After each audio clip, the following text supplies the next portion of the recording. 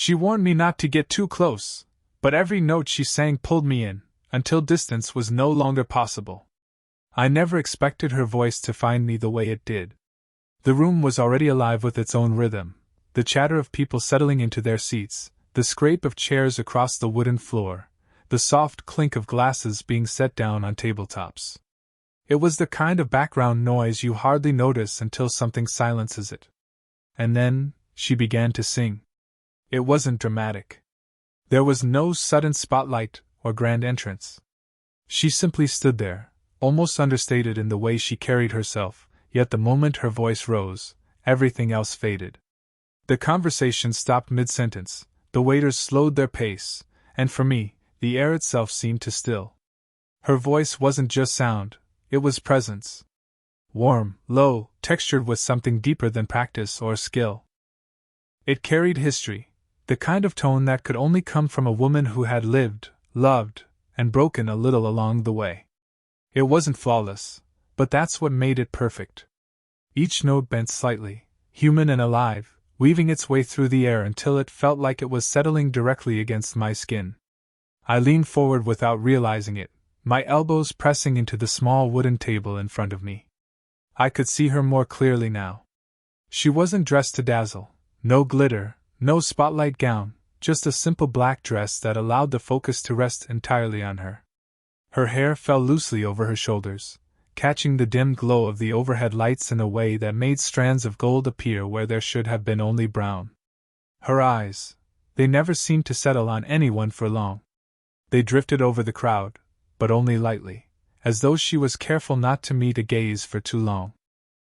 And yet when her glance did sweep past me, for the briefest second, I felt as though she had chosen me, as though I was the one tethered to her song. My chest tightened at the thought. Around me, people were swaying gently, some whispering to each other about her voice, but I couldn't join in.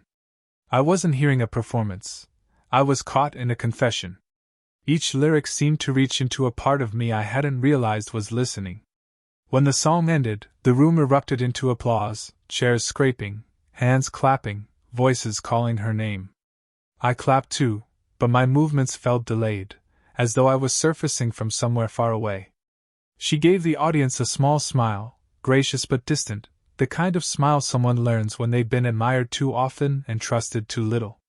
And yet, in that moment, I knew something with startling clarity. She might keep her distance from the room, but her voice had already closed the space between us.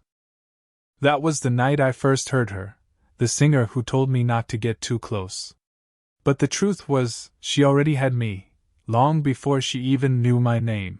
After the show ended, the crowd dissolved into scattered laughter and footsteps fading into the night. People left still humming her melody. But I stayed behind longer than I should have, lingering in the small venue as though some invisible thread refused to let me leave. Eventually, I slipped past the main room, following the narrow hallway where the stage lights couldn't quite reach. The air smelled faintly of dust, wood polish, and a trace of perfume that didn't belong to the building, it belonged to her. She was there, leaning against the wall just outside the dressing room. Her arms were crossed, one foot propped casually against the baseboard, as though she had been standing guard over her own solitude. The confident singer I had just witnessed seemed replaced by someone quieter, almost smaller, though still unmistakably poised. For a second, I almost turned back. But she noticed me before I could. "You stay," she said. Her voice was softer here, stripped of the strength it carried on stage. It surprised me, not the sound, but the vulnerability inside it. I nodded, fumbling for something meaningful. "I didn't want to leave while the echo of your song was still hanging in the air." Her lips curved, but it wasn't a smile exactly. More like a reflex, a polite acknowledgement. "Flattery?" she asked. "Truth," I replied, steadier than I felt. For the first time, her eyes met mine without rushing past. They held me just long enough to unsettle the ground I was standing on. And then, as if she realized she had given away too much, she pulled herself back, her tone firming. "Don't get too close," she warned. The words weren't sharp, but they carried weight, like a door closing gently but deliberately. I should have nodded, should have respected the invisible line she drew, but instead the words slipped out of me before I could stop them. Your voice already did. For a heartbeat, silence wrapped around us. She studied me as though deciding whether I was naive, reckless, or something else entirely. I felt the urge to explain, to tell her I didn't mean to intrude, but the truth hung plainly between us. Her posture softened slightly, though her arms stayed crossed. People say things after a performance, she murmured, almost to herself. The music stirs them. But once the night ends, they forget. I won't, I said quietly. Something flickered in her eyes, something caught between disbelief and a cautious kind of hope. She looked away first, brushing a strand of hair behind her ear as though to shield herself. The faintest tremor moved through her hand, so subtle I might have imagined it. The hallway light buzzed above us, throwing a soft glow over her face. I noticed details I hadn't on stage, the small crease near her eye when she tried not to smile, the way her shoulders held both strength and weariness at once. She finally exhaled, as if setting the boundary again. Good night, she said, her voice gentle but final. And though I let her walk past me into the dressing room, I knew something had shifted. She might have told me not to get too close, but for the first time, it felt as though she was testing whether I would try. It was a few days later when I found myself in her presence again. Not in front of a stage this time, not surrounded by strangers and applause, but in a quieter corner of her world, a rehearsal space tucked above the venue, where the windows rattled faintly against the evening breeze. The room smelled faintly of old wood and varnish, the kind of scent that belonged to pianos, music stands, and long hours of practice. She sat at the upright piano near the far wall, her back to me, shoulders slightly curved as her fingers traced along the keys without pressing them. It wasn't music yet, just thought. I hesitated in the doorway, not wanting to intrude. The soft creak of the floorboard betrayed me, and she glanced over her shoulder. For a moment, her expression was unreadable, somewhere between surprise and restraint. But then she simply said, "You're early," as if she had expected me all along. I stepped inside slowly, my footsteps quiet. I wasn't sure I'd be welcome. Her lips tilted in a way that wasn't quite a smile. You're not unwelcome. That was all the invitation I needed. I sat on a chair a few feet from the piano, careful not to crowd her.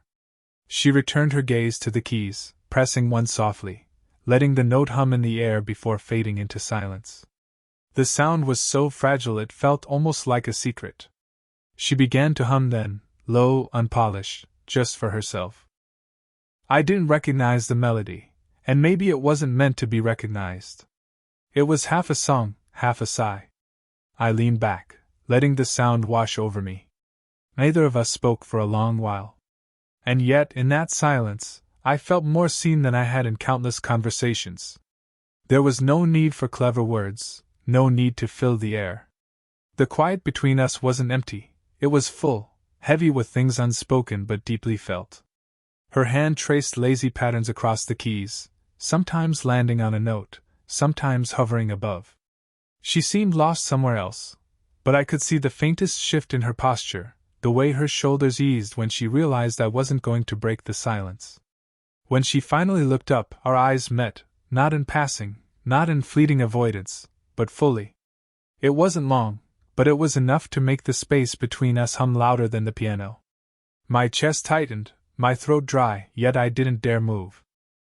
She broke the connection first, lowering her gaze, a soft laugh escaping her lips, though it sounded more like surrender than amusement. "You're too quiet," she said. "Maybe that's what you needed," I replied. The words hung there, not challenged, not dismissed. She pressed one final note on the piano, letting it echo into the stillness before resting her hands in her lap. And though we never touched, never moved closer than those few feet apart, I left that night with the strange certainty that something had shifted. Silence, it seemed, could be just as intimate as song. The next time we spoke, the air between us felt heavier. It wasn't the kind of heaviness that came from awkwardness, but from something waiting to be said. We sat in the same rehearsal space as before, though the evening light through the high windows was dimmer this time, stained orange with the last traces of sunset. She rested on the piano bench, one leg tucked slightly under the other, her fingers idle against the keys. I sat nearby, not daring to fill the silence with chatter. I had learned by now, she didn't want noise, she wanted room. At last she exhaled, and when she spoke, her voice carried a roughness that hadn't been there before. "Do you know why I told you not to get close?" The question caught me off guard, though I had been waiting for it in some unspoken way. I shook my head gently. "No, but I'd like to." Her eyes stayed on the piano as if the keys could shield her. She pressed one, holding it just long enough for the note to fade. "Because music is the only place I let people near me. Everywhere else, it costs too much." I didn't move, didn't answer too quickly. I sensed she wasn't finished. She leaned forward, her elbows resting on her knees, hands clasped loosely. "People, they take what they want. Applause, admiration, even pieces of you didn't know you were giving away. I learned a long time ago that if I let someone too close, it leaves scars that don't fade. And I can't afford more of those." Her words trembled, just faintly, but it was enough. It was the first time I'd seen her strength bend under its own weight. I wanted to reach across the small gap between us, to brush away the strand of hair falling across her cheek, to tell her she didn't have to carry all that alone. But instead I stayed still, because sometimes listening was the truest form of touch. I thought if I poured it all into the music, she continued, her voice lower now, then maybe that would be enough. Maybe people would hear what I can't say. But then someone like you comes along, and you actually listen. And that terrifies me more than the silence ever did. Her confession lingered in the room, fragile as glass. I swallowed, my throat tight. "I don't want to take anything from you," I said softly. "I just want to be here. Even if it's only in the spaces you'll allow." She finally looked at me then, and her eyes were wet, though no tears had fallen. For a moment neither of us breathed. The vulnerability between us was so raw it felt dangerous, as if one wrong word could shatter it completely. She turned back to the piano, pressing another note, softer this time, as if to change the subject without saying so. But I caught the faintest quiver in her hand before she steadied it again. And I realized then, the fracture wasn't in her music. It was in her heart. And somehow, she had let me close enough to see it was late when we left the rehearsal space that night. The streets outside were quieter than usual, washed in the soft glow of street lamps. A light drizzle had fallen earlier, leaving the pavement damp, and the air carried that cool, clean scent of rain. We walked side by side, not in a hurry, our steps falling into an easy rhythm. She carried her sheet music in one hand, the pages tucked under her arm, while the other swung loosely at her side. I wanted, almost painfully, to reach for that hand, but I didn't. Not yet. At the corner cafe, she stopped and glanced toward the dim light inside. "Coffee?" she asked, her voice casual, but her eyes lingering a little longer than the question demanded. We settled by the window, the world outside painted in reflections from the glass. She sat across from me at first, stirring sugar into her cup, the spoon clinking softly. But when a couple entered and took the table beside us, she shifted, sliding into the seat next to mine. It wasn't much, just a change of perspective, but it tightened the air around us instantly. Our shoulders brushed as she settled, her sleeve whispering against my arm. I could feel the warmth of her body beside me, subtle but unmistakable. Neither of us moved away. She looked down at her cup, then back at me with a faint smile. "You listen too much," she said, teasing but not unkind. "Is that a flaw?" I asked. Her eyes softened. "Maybe. Or maybe it's why I let you sit here." The words hung between us, heavier than they appeared. For a while, we spoke about nothing, music, the weather, small fragments of life. But every now and then, her hand would brush against mine as she reached for her cup or adjusted the papers beside her. The touches were accidental, but not hurried. Each time, the silence stretched a little longer before either of us pulled back. At one point, she tucked a strand of hair behind her ear, her elbow grazing lightly against my arm. It was such a small thing, but it sent a current through me. I could smell the faint trace of her perfume, something floral, softened by the warmth of her skin. When laughter broke from a group across the cafe, she leaned in slightly, lowering her voice to speak just to me. I felt her breast stir against my cheek, and for that brief second, the rest of the room faded. She must have noticed the way my chest rose a little quicker, because her smile faltered into something gentler, almost uncertain. Her hand rested on the table, close to mine, fingers tapping absently. I wanted to cover them with my own, to bridge that last inch of distance.